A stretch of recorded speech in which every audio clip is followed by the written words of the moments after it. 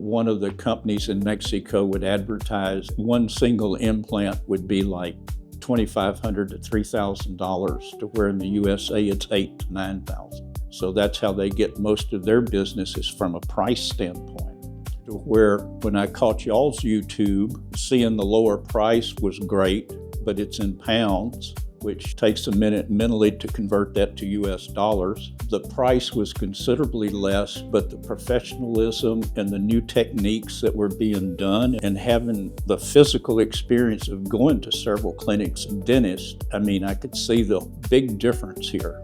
And so I wanted to get the best I could for me for the amount of money I was able to spend.